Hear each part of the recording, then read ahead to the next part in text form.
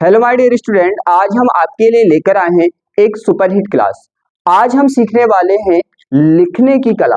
आज क्या होगा, आज हम सीखेंगे कि हम ओनली पॉइंट टू पॉइंट पढ़ के किस तरह से अपने आंसर को एक हाईएस्ट लेवल पे लिख सकते हैं और एग्जाम में हाईएस्ट मार्क ला सकते हैं। कल यूपी बोर्ड 12th बायोलॉजी का एग्जाम है। काफी सारे बच्चों के मेरे पास कमेंट्स आए और मैसेज आए कि आप क्या करें, आप बायोलॉजी पे वीडियो बनाएं। मैं तो ये कहूँगा कि ये ओनली यूपी बोर्ड के लिए नहीं, सभी बोर्ड के लिए है। जो भी बोर्ड हैं जो बायोलॉजी को क्या करते हैं, बायोलॉजी का एग्जाम देते हैं, बोर्ड ही नहीं कोई भी यूनिवर्सिटी कहीं से भी है जो बायोलॉजी का एग्जाम रिटन करने वाला, उन सबके लिए ये वीडियो है, काफी इंपोर्टेंट है। और बायोलॉजी नहीं, जितने भी थ्योरिकल सब्जेक्ट है जिसका आपको आंसर रिटन करना है, उन सब के लिए। और जिन बच्चों को बायोलॉजी में दिक्कत आती है, उन्हें प्रॉब्लम है कि हम फेल हो जाएंगे, तो उसके लिए मैंने एक वीडियो बनाया, ओनली 24 से 25 मिनट का है। आप उसको देख लें, 100% पास हो जाएंगे। उसका लिंक डिस्क्रिप्शन में पड़ा हुआ है, आप वहां से देख सकते हैं। और एग्जाम में आप गलतियां करके एग्जाम को खराब कर लेते हैं, उस पर भी मैंने एक वीडियो बनाया हुआ है, उसका भी लिंक डिस्क्रिप्शन में पड़ा हुआ है, उसे भी आप देख सकते हैं। और इसके बाद आएगी हमारी फिजिक्स के लिए इंपोर्टेंट क्वेश्चन की वीडियो, जो बोर्ड एग्जाम में 100% आने वाले। तो आज की क्लास को हम स्टार्ट करते हैं। कैसे हम take point to point answer को हाईएस्ट लेवल पे लिखेंगे, चाहे वो कोई भी बोर्ड है, किसी भी टाइप का एग्जाम है, कोई मैटर नहीं करता, कोई भी सब्जेक्ट है, लिखना कैसे। आप देखो, एक एक पॉइंट को समझना, और ये बिना पढ़े कैसे आंसर सॉल्व करते हैं वो मैंने सिखाया हुआ है।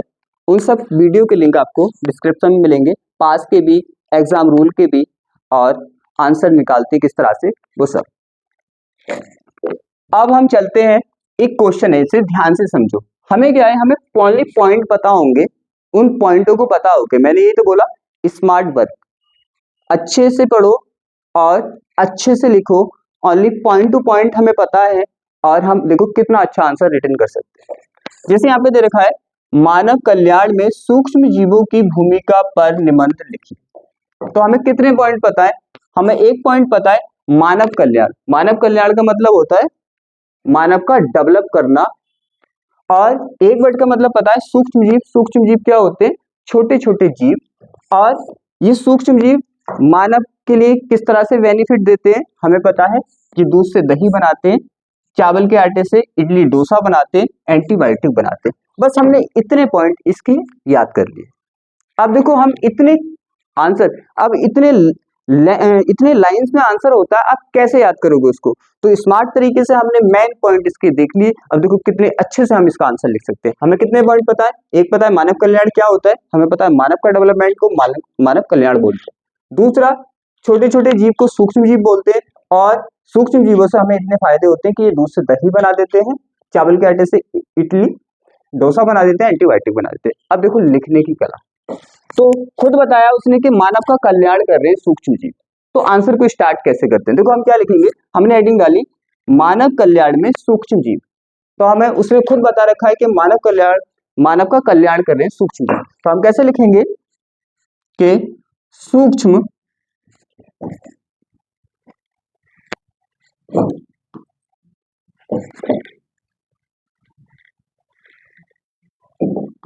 सूक्ष्म जीव मानव के लिए, मानव, मेरे पास जगह नहीं है, आपको तो ऐसे पहली लाइन लिख के यहां से लिखना स्टार्ट करना, दूसरी लाइन को फिर आना, इधर हेडिंग से नीचे नहीं लिखना, मेरे पास जगह नहीं है इसलिए यहाँ पे लिख रहा हूं। सूक्ष्म जीव मानव के लिए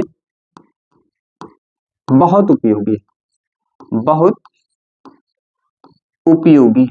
देखो क्या करना है, हमें कुछ नहीं, हम तो सिंपल बातें लिख रहे हैं, हमें बस इतना पता है कि मानव के लिए ये उपयोगी है। अब देखो कैसे आंसर लिखते हैं, मानव के लिए बहुत उपयोगी है, मानव के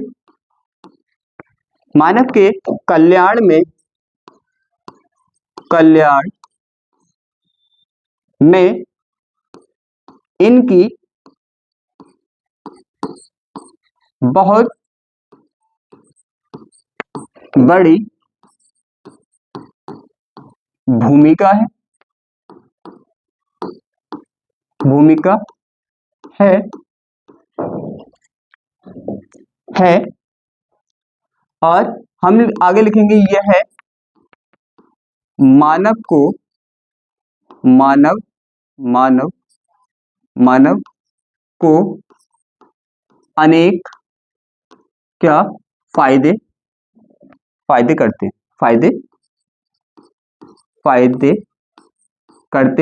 करते हैं। मैं सिंपल भाषा में लिखा ना, आपको दिक्कत नहीं आनी चाहिए, करते हैं। और भी आगे हम इसको बढ़ा सकते हैं कि ये अनेक फायदे करते हैं, मानव के डेवलपमेंट में इनका बहुत बड़ा रोल है, सूक्ष्म जीव मानव के लिए बहुत जरूरी है, सूक्ष्म जीव अगर नहीं होंगे तो मानव का कल्याण क्या होगा, रुक जाएगा, कहीं ना कहीं उसमें बाधा आएगी। इस तरह से आंसर को लिखते हैं। बस हमें तो ये पता था कि मानव का कल्याण करते हैं सूक्ष्म जीव। देखो आंसर कितने अच्छे से लिख दिया हमने, कोई लाइन याद नहीं करती। ये आर्ट्स आपको अच्छे से सीखनी है हर एक एग्जाम के लिए। ये हो गया, आप आगे और भी बढ़ा सकते हैं। फिर हमने उसने पूछा है क्या, हम फिर हेडिंग डाली हमने क्या, सूक्ष्म जीव के उपयोग, क्या क्या उपयोग है। पहला बस हमें तो ये पता है दूध से दही बनाने में उपयोग होते हैं, तो हम कैसे लिखेंगे इसका आंसर, देखो सूक्ष्म जीवों का उपयोग हम दूध से, मेरे पास जगह नहीं है, आपको तो हेडिंग डाल के यहाँ पे लिखना है, हम सूक्ष्म जीवों का उपयोग हम दूध से दही बनाने में करते हैं।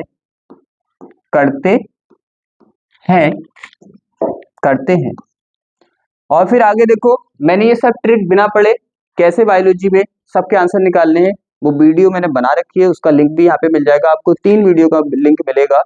जिस बच्चे को फेल होने का डर है उसके लिए पहला वीडियो, जिसको ट्रिक देखनी है उसके लिए दूसरा लिंक, और जिसको बायोलॉजी के कंप्लीट आंसर निकालने सीखने उसके लिए तीसरी वीडियो का लिंक।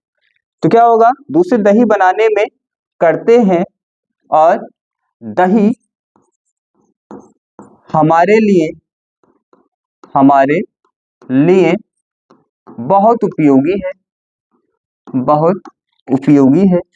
क्या है, उपयोगी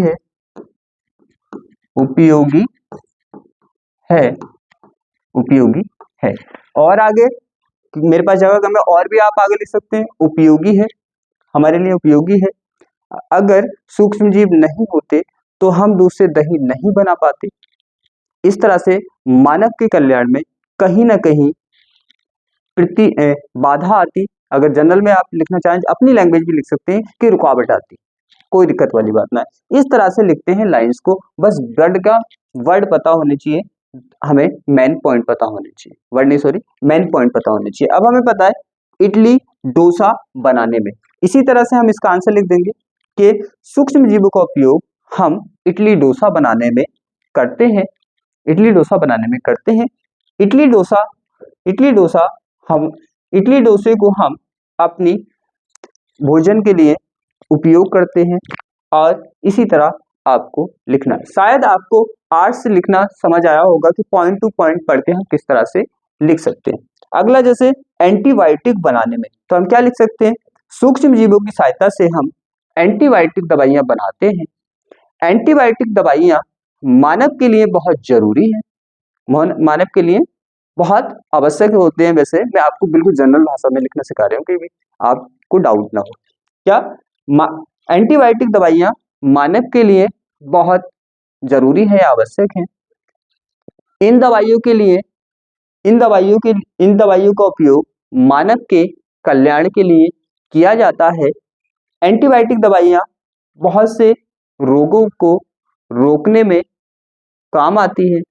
इस तरह से आप लिख सकते हैं। हमें कितने पॉइंट पता थे, ओनली हमें 3 पॉइंट पता थे। कितना बड़ा हमने आंसर लिख दिया, चाहे तो और भी बड़ा लिख सकते हैं। तो मुझे बताना था कि आप किसी के आंसर को कैसे रिटन कर सकते हैं, ओनली पॉइंट टू पॉइंट पढ़ के, ओनली पॉइंट टू पॉइंट पढ़ के। एक और देखते हैं, एक और देखते हैं। देखो क्या है, आपको शायद समझ तो आ गया होगा ना, शायद आपको समझ आ गया होगा। इस तरह से होता है।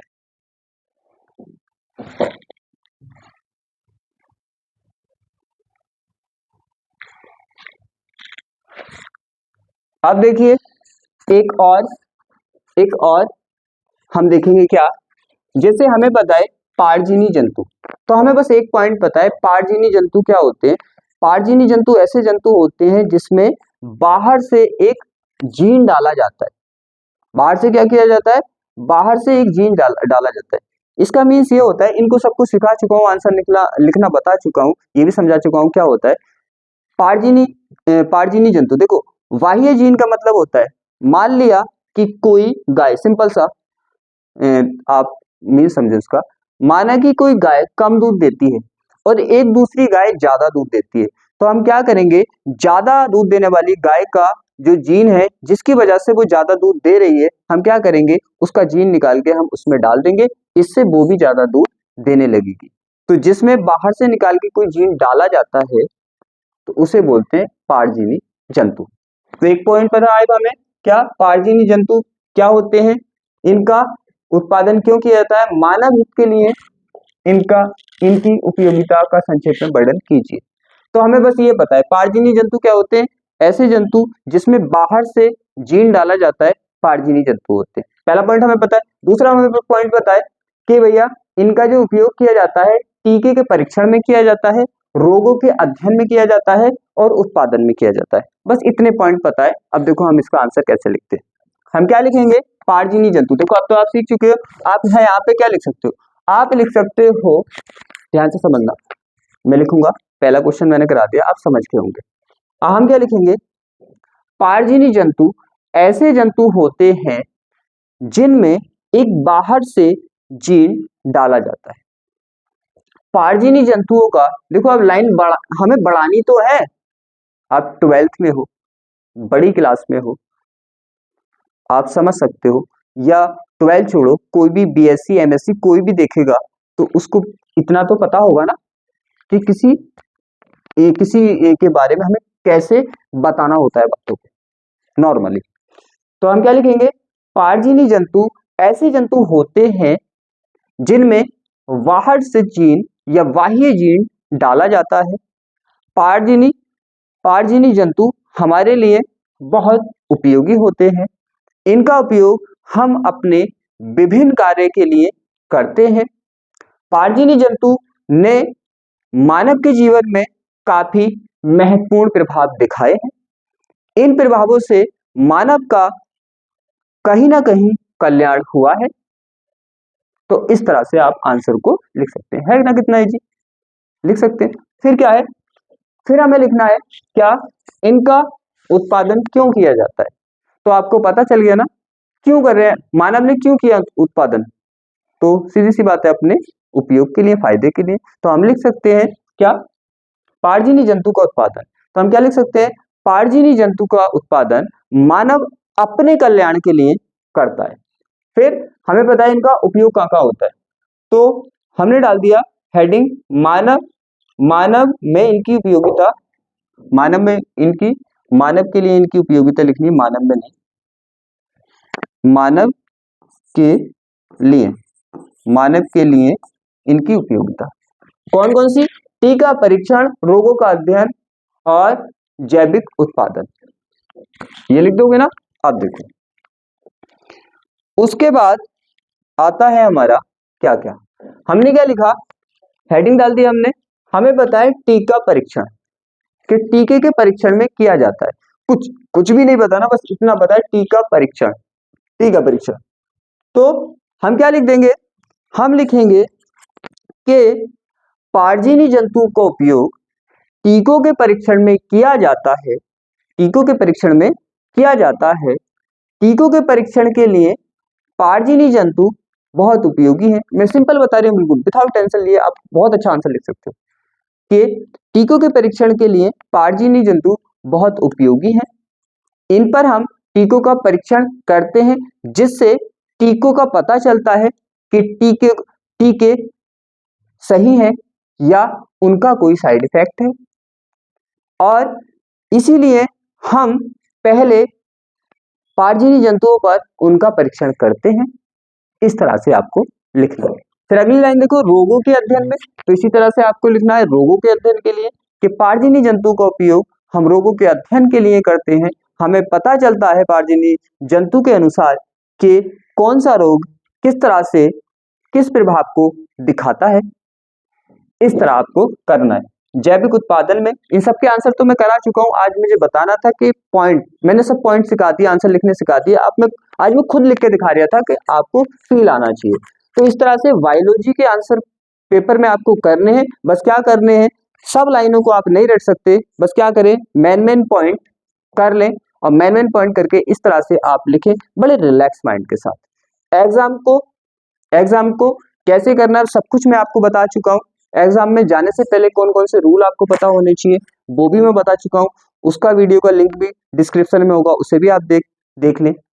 और अगर कोई बच्चा फेल होने वाला, उसे लगता है फेल हो जाऊंगा, तो उसके लिए भी मैंने वीडियो बनाया हुआ है। 100% वो पास हो जाएगा बिना पढ़े, उसका लिंक भी डिस्क्रिप्शन में दिया हुआ है। बायोलॉजी के आंसर कैसे निकालते हैं उसका भी लिंक डिस्क्रिप्शन में दिया हुआ है।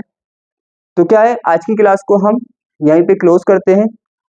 और एक इन्फॉर्मेशन और देनी थी कि इस वीडियो के बाद पर डे हमारी वीडियो 9 AM पे मीन्स 9 बजे सुबह आती। अब नेक्स्ट वीडियो जो आएगी कल 9 बजे 9 AM पे आने वाली है फिजिक्स के जितने भी इंपोर्टेंट क्वेश्चन हैं जो बोर्ड एग्जाम में आने वाले, क्योंकि हम ऐसे क्वेश्चन लाते हैं जिनके आने के चांस 100% होते हैं, कोई भी डाउट नहीं होता। तो बेस्ट ऑफ लक। आप जिस भी क्लास से हैं, जिस भी